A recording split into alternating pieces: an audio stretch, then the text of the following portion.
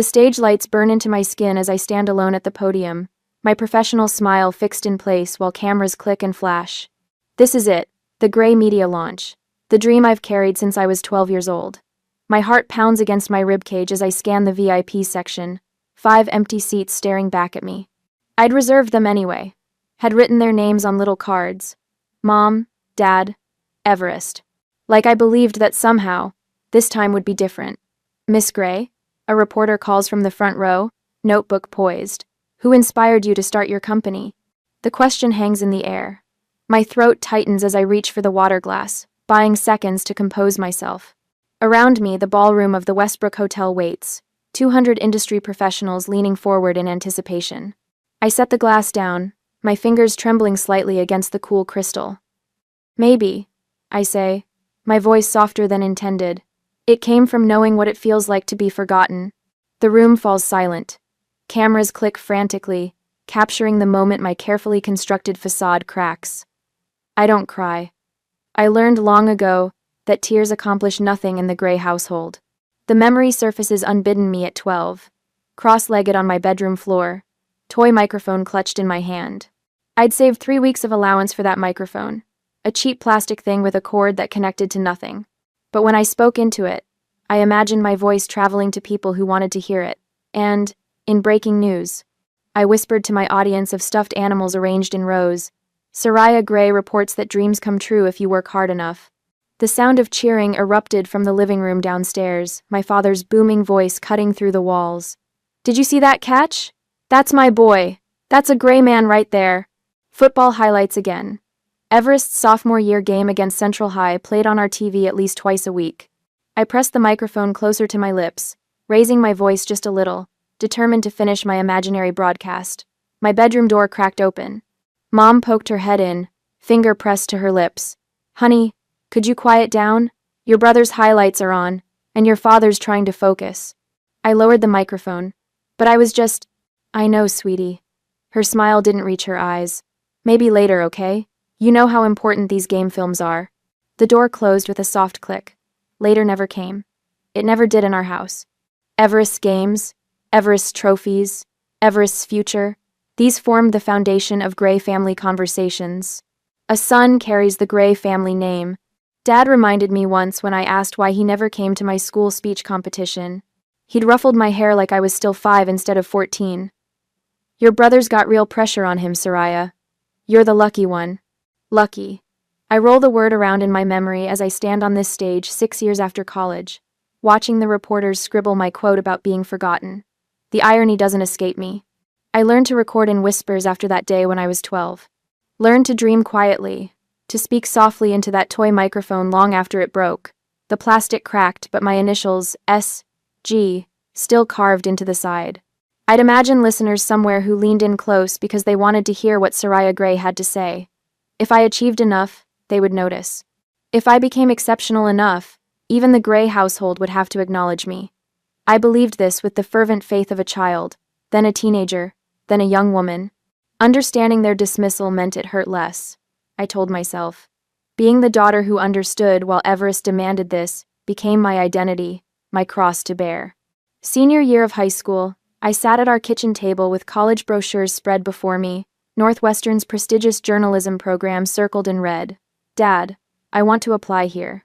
They have the best broadcasting program in the country. He barely glanced up from his coffee. That won't put food on the table, sweetheart. What about something practical? Business, maybe. Your father's right. Mom added, patting my hand. Those communication degrees are, well, they're hobbies, really. Maybe something more practical, honey. I applied anyway. Got accepted with a partial scholarship. Watched my parents drive Everest to Arizona State for his full-ride football orientation. Boxes packed, everything new. We'll contribute what we can. Dad had told him, but with your scholarship, you shouldn't need much. My partial scholarship left a gap of $20,000. When I showed them the numbers, Dad's face clouded. That's a lot of money for a degree that might not lead anywhere, Soraya. I ended up at community college, working night shifts at the campus coffee shop, recording my first podcast on equipment I bought, piece by piece from pawn shops. That night after registration, I sat on my bed and whispered into my new secondhand microphone, testing the sound levels. My voice was stronger than it had been at 12. Less hopeful, perhaps, but more determined. If no one will listen to me, I said to the empty room, I'll find those who will. 6 years and 50 million monthly listeners later, I stand on this stage, scanning those empty seats one last time before I continue my launch speech. The words form in my throat, solid and sure, rising from that whisper in my childhood bedroom to fill this crowded ballroom. They didn't come, but everyone else did. That night, the steam rises from the industrial espresso machine as I pull another shot, my third double of the night. The clock above the counter reads 2:17 a.m. 3 more hours before I can lock up the grind and shuffle home to edit tonight's podcast episode. Another all-nighter, Gray? Marissa, the owner, leans against the counter, counting the day's tips.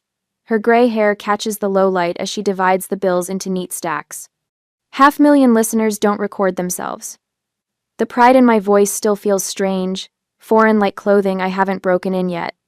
Marissa whistles low. 500,000, huh? Your folks must be busting buttons. My hands freeze over the portafilter. They don't actually know. What do you mean they don't know? 500,000 people listen to your voice every week and your own parents aren't among them. I shrug, tamping the coffee grounds with practiced precision. They're busy. Everest's senior season at Arizona State. Every weekend, they drive the 3 hours to Phoenix for his games. What I don't tell her, they've visited my apartment exactly once in 2 years. Dad spent 20 minutes examining my building's security features, while Mom fussed over the milk in my refrigerator. They declined my offer to show them my makeshift studio in the spare bedroom, just a closet with foam panels stapled to the walls and a microphone stand I assembled from hardware store parts. Last week, I sent them the link to the episode that hit the charts. I concentrate on the coffee dripping into the cup. Mom texted back, "That's nice, honey," 3 days later. No indication she'd listened. Marissa's hand settles on my shoulder. "They're lost, kid." The bell above the door jingles as a customer enters. The conversation ends there, but her words linger in my mind as I finish my shift. 3 weeks later, I'm driving the family sedan along the familiar route to my childhood home for Thanksgiving. Desert stretches on both sides of the highway, the November chill barely touching the Arizona landscape. My fingers tighten on the steering wheel as a billboard for Arizona State football appears, my brother's number 84 prominently displayed. The Gray family driveway is crowded with cars when I arrive. Extended family already inside, the scent of turkey and sage greeting me as I push open the front door with my overnight bag. There she is. Uncle Richard booms from the living room. The career gal, still doing that little radio thing? Podcast. I correct automatically. And yes. Dad appears from the kitchen, beer in hand, clapping me on the shoulder. She's got a few listeners now. Hobby's taking off a bit, isn't it, Soraya? A few listeners. Last week, 513,942 downloads in a single day. Where's Mom? I ask, setting my bag down. Upstairs. Go say hello. I climb the familiar stairs, passing framed photos of Everest in various football poses through the years. My own graduation photo hangs at the end smaller, tilted slightly as if hung as an afterthought. I push open my bedroom door and stop cold. The room is unrecognizable. My twin bed gone, replaced by glass display cases filled with trophies. Shelves line the walls, holding footballs with signatures and game dates. Framed newspaper clippings cover the space where my bookshelf once stood. My mother stands in the center, dusting a particularly large trophy. "Mom?" She turns, startled. "Oh, Soraya, honey. I didn't hear you come in." Her eyes flick nervously around the room. "We've been meaning to tell you. With Everest possibly going pro, we needed someplace to display all his accomplishments properly." My throat tightens. "Where's my stuff?" "In the garage, boxed up nice and neat." She brushes her hands on her apron. "We figured since you've got your own place now." I scan the walls for any trace of me, the spelling bee certificates, my high school journalism awards, the framed cover of the university paper's issue I'd edited. Nothing remains. You could have asked. "Well, you're never home. Always working at that coffee shop. Always recording your little stories." She pats my arm. "Come help with the stuffing. Everyone's waiting."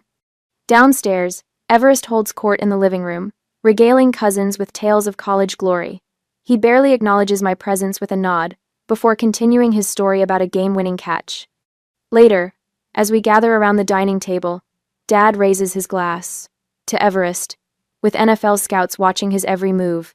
Soon we'll have a real gray legacy to be proud of. Glasses clink. My water glass remains on the table, untouched. After dinner, I escape to the garage, finding cardboard boxes labeled Soraya stacked haphazardly beside old paint cans. I dig through one, finding my childhood journals and carefully preserved awards, now creased and bent. My phone buzzes in my pocket. An email from Western Media Group, the podcast network that's been courting me for months. They're ready to offer a distribution deal that would expand my reach exponentially. The catch: they need financial references and a co-signer for the office space lease. I return to the house, finding Dad alone in the kitchen. Dad, I need to talk to you about something. He looks up from loading the dishwasher. Make it quick. Highlights coming on. I explain the opportunity, the biggest of my career, and the requirement for a financial reference. His expression darkens with each word. So, you want me to stake my credit on this podcast thing? Soraya, those internet radio shows are just hobbies. What happens when this falls through and I'm on the hook? It won't fall through. I have 500,000 listeners. This is my chance to... Your brother has NFL scouts at every game. That's real opportunity. This internet stuff? He shakes his head. It's not stable. My hands curl into fists at my sides. I'm asking for a signature, not money. And I'm saying no. When you have a real job with real prospects, then we can talk.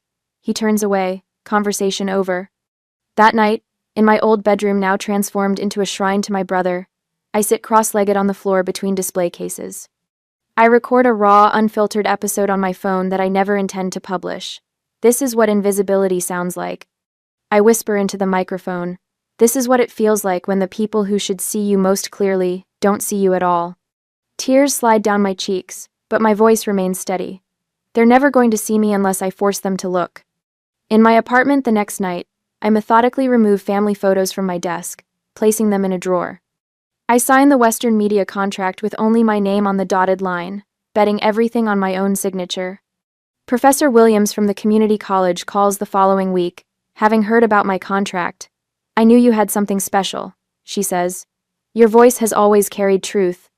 Marissa offers the coffee shop's back room for recording after hours, rent-free until you get on your feet. Trent Daniels, a tech entrepreneur who discovered my podcast through a friend, emails about investing in my vision for a network of female-focused shows. Your authenticity is rare, he writes. I want to help amplify it. The night I sign my first major advertising deal alone, I sit in my apartment surrounded by contracts, my name the only signature on every page. The broken toy microphone from my childhood sits on my desk, a reminder of the whispers that became shouts. For the first time, I don't feel the weight of my family's indifference crushing my chest. I breathe fully, deeply, freely. They may never see me, but everyone else will. A week later, the champagne glasses clink around my parents' dining table, a sound that followed every major Gray family announcement since I was old enough to remember. Dad stands, his chest puffed with pride, gripping his glass as if it might float away with all his excitement. To Everest, he announces, his voice booming across the room. Finally, a Gray making headlines. NFL tryouts next month, can you believe it? 28 pairs of eyes turn toward my brother, who beams with practiced humility. Mom dabs at tears while Uncle Frank claps Everest on the back so hard his wine sloshes dangerously close to Grandma's lace tablecloth. I smile and nod, my own glass barely touched. Nobody notices my phone vibrating in my pocket, my producer with news that my podcast just hit 1 million monthly listeners. The milestone I've worked toward for years arrives in the same moment everyone toasts my brother's potential career. Later, Mom finds me in the kitchen, loading the dishwasher while everyone fawns over Everest's college highlight reel in the living room. Honey, would you mind not mentioning your work tonight? She places a stack of dessert plates beside me. Your brother needs this spotlight right now. The scouts are still on the fence. I arrange the silverware with mechanical precision. When exactly is my turn for the spotlight, Mom? She sighs, the sound of a woman who's mastered the art of gentle dismissal. You know how your father feels about real careers versus hobbies. The word stings like she's slapped me. 1 million listeners, $200,000 in advertising revenue last quarter. A hobby. Right, I say, the word clipped short. Aunt Patty corners me before dessert, her bifocals slipping down her nose as she peers at me. How's your little radio show going, dear? Podcast. I correct her. The same way I have 6 times before. And it's going well. We just hit. Did you hear Everest might sign with the Cowboys? She interrupts, already turning toward the living room. Your father's beside himself. 2 weeks later, I stand in my apartment, staring at the press release draft on my laptop. Gray Media, my own company at 24. 5 shows under my production umbrella, studio space leased in downtown LA, and 15 employees counting on me. The launch event is set for next Thursday at the Westbrook Hotel. 300 industry professionals have RSVP'd. I need my parents there not for financial backing, not anymore, but because some childish part of me still believes they'll finally see me. I type the email with shaking fingers. Mom and Dad. I'm launching Gray Media next Thursday at 7 p.m., Westbrook Hotel Ballroom. It's the most important day of my life. Please come. Love, Soraya. I check my phone hourly for 6 days. The morning of the launch, a text finally arrives. Sorry, honey. Everest's playoff game tonight. Your father says to tell you good luck with your thing. Love you. I read it 3 times before setting my phone face down on the bathroom counter. The mirror reflects a woman in a tailored gray suit, eyes bright with unshed tears. I blink them back, apply another coat of mascara, and practice my speech again. The ballroom glitters with industry elites when I take the stage that evening. 5 empty chairs stare back from the front row, each bearing a small reserved card with a name. Mom, Dad, Everest, Aunt Patty, Uncle Frank. I swallow hard as the spotlight finds me. Thank you all for coming tonight, I begin, my voice steadier than my heartbeat. Gray Media represents a new vision for digital storytelling. The speech flows easily until a reporter from the LA Times raises his hand during the Q&A. Miss Gray, he asks, who inspired you to start your company? The question hits like a punch to the sternum. I glance at those empty chairs, then back at the waiting crowd. Maybe, I say softly. It came from knowing what it feels like to be forgotten. A hush falls over the room. Cameras click frantically. I see recognition in the eyes of the women watching me, daughters who understand what it means to be overlooked. My phone rings at 11:42 that night as I kick off my heels in my hotel room. Dad's number flashes on the screen. Are you trying to embarrass us? His voice thunders through the speaker without greeting. Your little comment is all over Twitter. Your brother's teammates are asking questions. Which comment, Dad? My voice remains steady, surprising me. That nonsense about being forgotten, like we haven't supported you your whole life. I sit on the edge of the bed, suddenly exhausted by the weight of pretending. If you feel embarrassed, maybe there's a reason. You think anyone cares about your little shows? His voice turns dismissive. This isn't football, Soraya. This isn't real. End quote. Millions do, I reply, the truth straightening my spine. Just not you. The line goes silent for 3 heartbeats. Your mother's upset, he says finally. By morning, the clip has gone viral. Female entrepreneur speaks truth about family dynamics reads one headline. My inbox floods with messages from women sharing similar stories. My business partners gather in my office the following Monday, concern etched on their faces. The board is worried about the personal angle. Mark begins, but Lucia cuts him off. They're wrong, she says firmly. Your honesty is your strongest asset, Soraya. The numbers prove it. She's right. Subscriber counts have doubled overnight. 3 major platforms have reached out with partnership offers. The Women's Media Alliance wants me to keynote their conference. For the first time, I understand the power in my voice, not despite being forgotten, but because of it. 6 months later, I stand in my apartment, staring at the Forbes magazine on my coffee table. 30 Under 30 blazes across the cover. My photo takes up a quarter of page 18. Self-made media entrepreneur Soraya Gray revolutionizes podcasting. Reads the caption beneath a shot of me alone in my downtown LA apartment, surrounded by recording equipment. My phone chimes with an email notification. From dgray@hotmail.com. Subject: We saw your interview with Terry Gross. My heart stutters as I open it. Soraya, your mother and I listened to your Fresh Air interview yesterday. You spoke well. We're proud to see a Gray making such an impression in the business world. Warmth blooms in my chest. Finally, after all these years, they see me. Then I read the last paragraph. On a personal note, Everest is going through a tough time after being cut from training camp. His son's private school tuition is due, and he could use some support, about $3,000 monthly until he lands on his feet. Since you're doing so well now, family should help family, right? The warmth collapses into a cold, hard knot.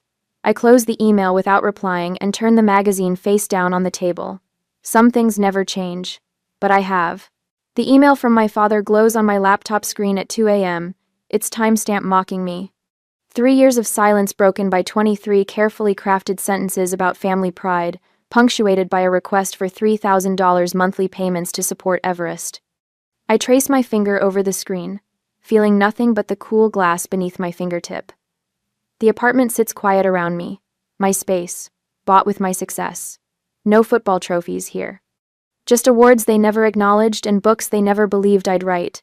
We're so proud of what you've accomplished, my father wrote. Proud. The word sits bitter on my tongue like old coffee. 30 seconds on Google would have shown them my accomplishments years ago, but they waited until Everest needed money. I type my response slowly, weighing each word like currency. Polite acknowledgement of their newfound interest. Brief updates on my upcoming projects. Nothing about money. I sign off with, I'm building something that matters instead of love. The cursor hovers over send. One deep breath. Click. Within hours, his response arrives, less polished this time. Did you see the part about Everest's situation? 2 more emails follow that evening. 5 the next day. Each one less measured than the last. Desperation seeping through digital cracks. I answer none of them. A week passes. The receptionist's voice crackles through my office intercom. Miss Gray, your brother is here. My stomach tightens. I stand, smoothing my charcoal pencil skirt with damp palms. Send him in. Everest fills the doorway of my corner office, still carrying himself like the star quarterback. His designer jacket hangs loose around shoulders that once bulldozed defensive linemen. His eyes narrow when he spots the view of downtown Los Angeles behind me. Nice digs, he says without a smile. Must be nice. What can I do for you, Everest? I gesture toward the chair across from my desk, but he remains standing. Dad's emails. You've been ignoring them. I responded to his first one. Not about what matters. He paces 3 steps, stopping at my bookshelf where my first microphone sits in a glass case. You know I lost my coaching position. Comment. The office beyond my glass walls has gone quiet. My team pretends not to watch, but I feel their attention like a physical presence. I heard. I'm sorry. Sorry doesn't pay bills. His voice rises. You've got millions of listeners while my son eats instant noodles. What kind of aunt does that make you? The word aunt lands like a slap. Everest has a 9-year-old I've met exactly twice. Both times, he was too busy talking football with Dad to introduce us properly. You haven't called me his aunt since he was born. The words escape before I can catch them. This isn't about that. He slams his palm against my desk. This is about family. About helping each other when times get tough. When times got tough for me, where were you? My voice remains even, practiced. When I worked night shifts for college? When I launched Gray Media alone? That's different. How?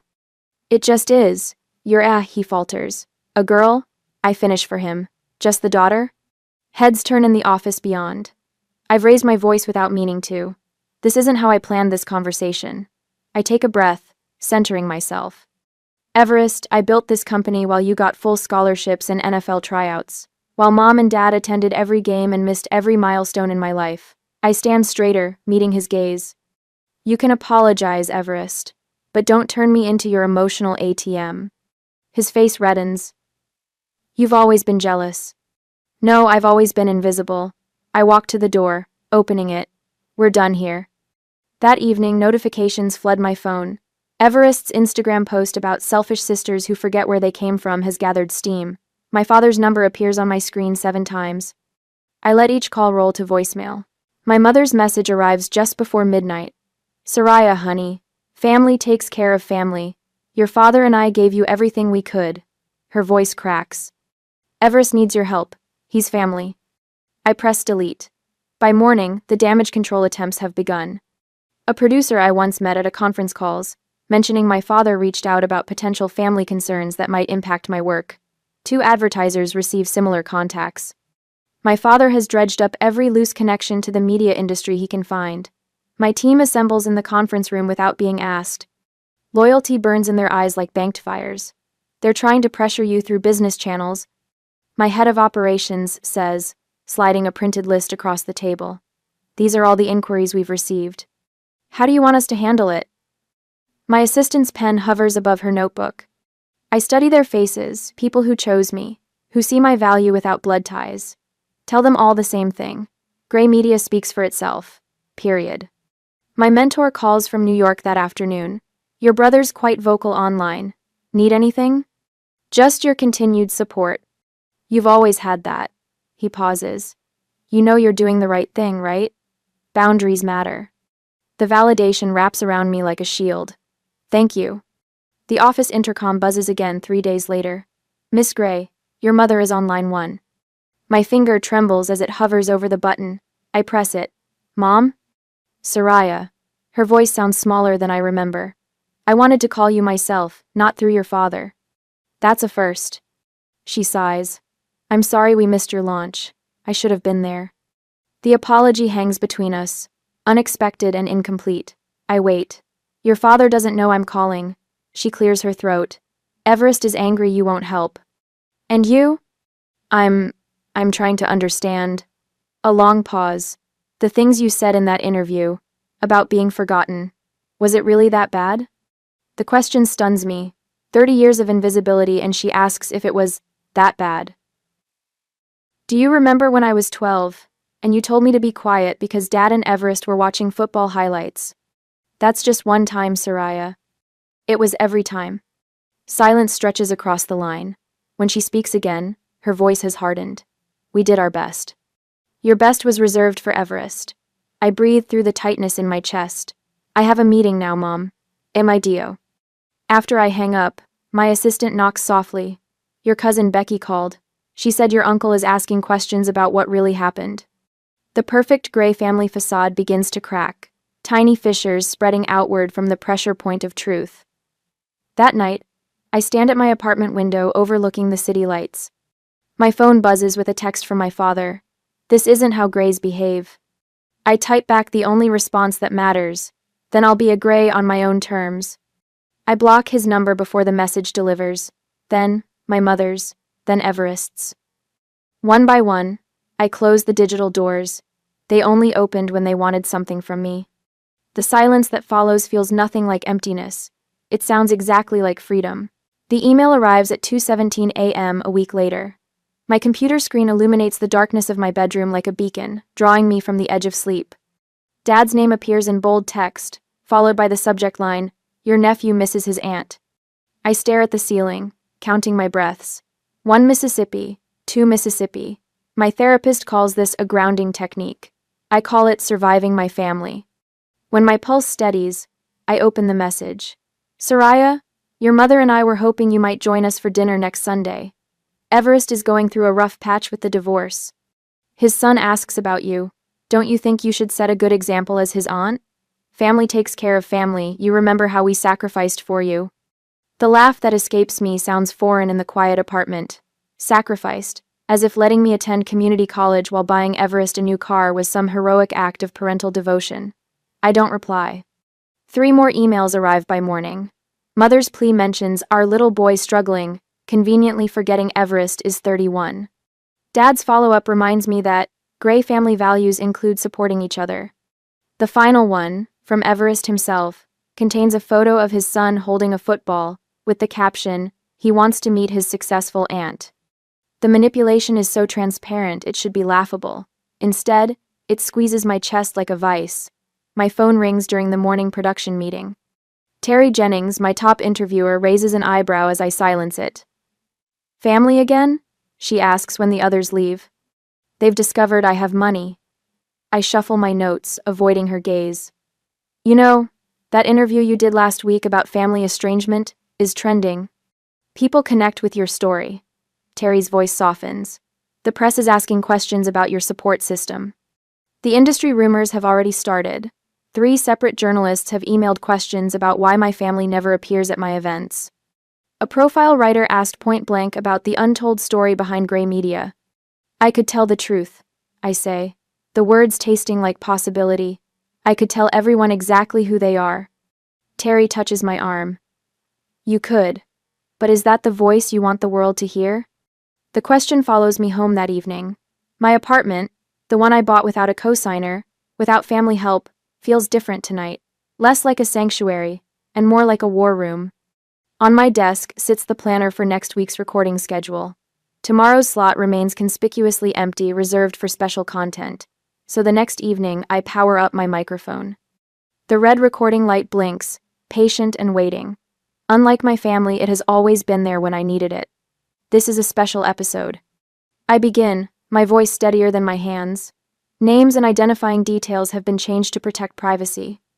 I pause, considering what comes next. The temptation to name them burns like acid in my throat, to finally force them to face what they've done. To let millions hear how the great William Gray and his athletic prodigy son treated the daughter who dared to succeed on her own terms. But that would make me exactly what they claim, bitter and ungrateful. Today, I want to talk about what it means to be the daughter who was always loved last. My voice drops to just above a whisper. The one who learned to dream in silence because her voice wasn't worth hearing. For the next hour, I speak without notes. About the 12-year-old girl with a toy microphone. About college applications and converted bedrooms. About launch events with empty seats. Never once do I say my father or my brother. Instead, they become a parent who couldn't see past gender expectations, and a sibling raised to believe the world owed him everything. The power lies in what remains unsaid. In the story itself, achingly familiar to countless women who recognize the pattern. When I finish, I sit in silence for several minutes before pressing publish. The file uploads to our server with a simple title, The Voice They Ignored. By morning, it has 1 million downloads. By evening, 5 million. Within 48 hours, 10 million people have heard my story, without hearing my family's names. The first call comes from Dad at work, voice trembling with barely contained fury. Take it down, he demands. People know you're talking about us. Am I? I keep my tone conversational. I never mentioned anyone by name. Everyone will assume. Only if it sounds familiar, Dad. The word feels strange in my mouth, formal and distant. Only if it sounds like something you'd do. He hangs up. Mother tries next, tears evident in her wobbling voice. We've always loved you, Soraya. How could you say such hurtful things? I didn't say they were about you, Mom. Her silence confirms everything. Everest texts a single line. Real family wouldn't air dirty laundry. I don't respond to any of them. Within days, national media picks up the story. The untold truth behind Gray Media's founder reads one headline. America's forgotten daughters speak out, declares another. My inbox fills with thousands of letters from women, sharing identical stories of invisibility within their own families. Industry colleagues send quiet messages of support. My staff works with renewed purpose, understanding now the mission behind our network's commitment to amplifying silenced voices. Later, I sit at my desk reviewing the week's analytics. The episode has become our most downloaded content ever. Comments flood our website, each one a variation on the same theme. I thought I was the only one. A notification appears on my screen. My brother has posted on social media, a lengthy screed about ungrateful siblings and the importance of family loyalty. I close the tab without reading past the first sentence. His words no longer matter. Instead, I open a blank document and begin typing a response to one particular email from a 16-year-old girl who wrote, How do I find my voice when no one in my family wants to hear it? My answer flows easily now, not from bitterness or revenge, but from the quiet certainty of someone who finally understands her own worth. Start by whispering. I write, then speak a little louder each day. The right people will listen, even if they aren't the ones you were born to. I sign my name and press send, feeling the last chains of obligation fall away. The family who ignored my voice for 28 years can now listen with the rest of the world or not at all. For the first time in my life, their choice doesn't matter anymore. The morning light filters through my apartment windows, casting a golden glow across the wall of awards. 3 years since that viral press conference. 3 years since I blocked their numbers. I trace my fingers across the spines of books, lining my shelves treasures.